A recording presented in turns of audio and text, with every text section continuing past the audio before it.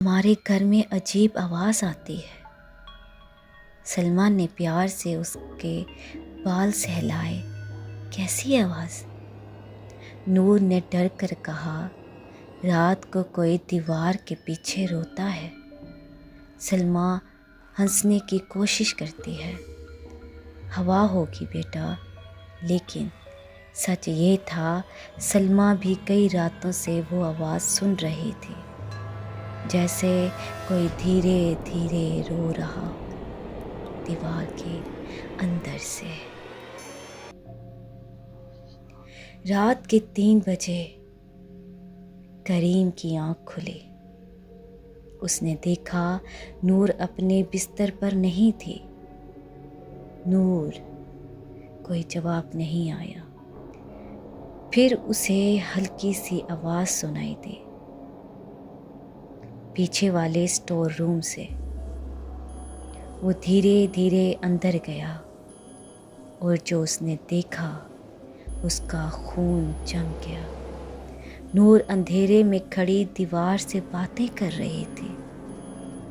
میں کل پھر آؤں گی۔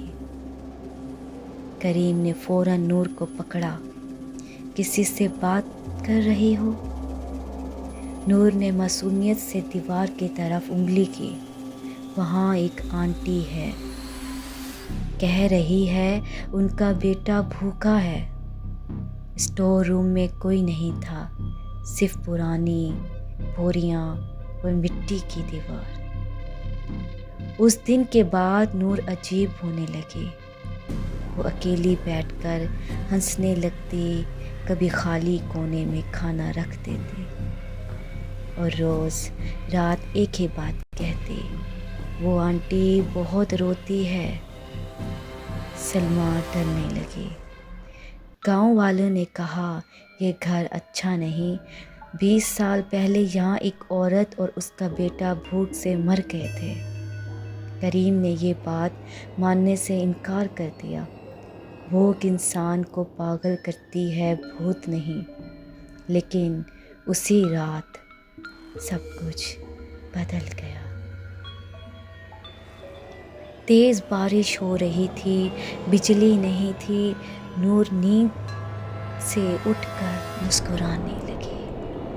امی، آنٹی آ گئیں۔ سلما کا دل زور سے دھڑکا۔ کون آنٹی؟ نور دھیرے سے بولی، جو دیوار میں رہتی ہیں۔ تبھی دیوار کے اندر سے ہلکی سی نوکنگ آئی، ٹاک ٹاک ٹاک۔ کریم کا رنگ اڑ گیا۔ پھر ایک اور نوک ہوا اور ایک عورت کی کمزور آواز، میرا بیٹا بھوکا ہے۔ سلما چیخ پڑی۔ نور خوش ہو کر بولی، دیکھا میں نے کہا تھا نا۔ کریم نے ہمت کر کے دیوار پر ہاتھ رکھا۔ دیوار برف کی طرح ٹھنڈی تھی اور اندر سے کسی کے رونے کی آواز آ رہی تھی۔ اچانک نور دھیرے دھیرے دیوار کی طرف چلنے لگی، جیسے کوئی اسے بلا رہا ہو، بیٹا رک جاؤ۔ لیکن نور نہیں رکی۔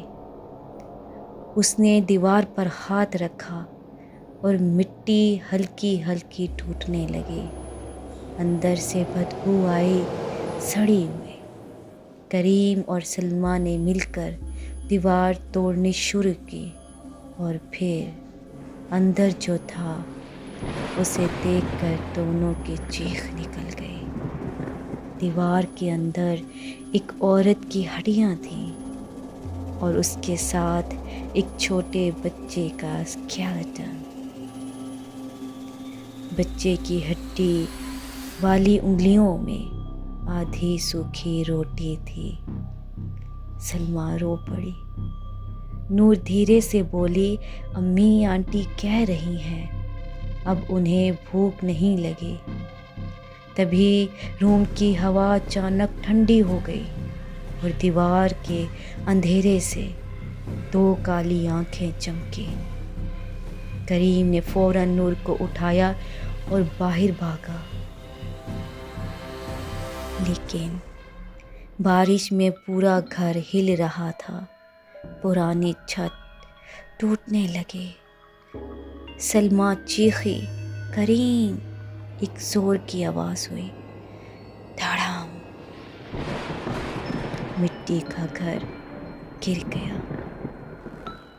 اگلی صبح گاؤں والوں نے ملبے سے کریم اور سلمیٰ کی لاش نکالی، لیکن نور کہیں نہیں ملی، صرف اس کی پرانی گڑیا ملی، اور اس گڑیا کے پاس مٹی پر چھوٹی چھوٹی انگلیوں سے لکھا تھا، اب ہم سب کو روٹی مل جاتی ہے۔ آج بھی گاؤں والے کہتے ہیں، بارش والی راتوں میں اس مٹی کے ملبے کے پاس ایک چھوٹی بچی نظر آتی ہے، ہاتھ میں آدھی روٹی لیے، اور وہ ہر گزرتے انسان سے صرف ایک ہی سوال پوچھتی ہے، انکل، بھوک لگنے سے مرنا زیادہ درد دیتا ہے یا اکیلے مرنا؟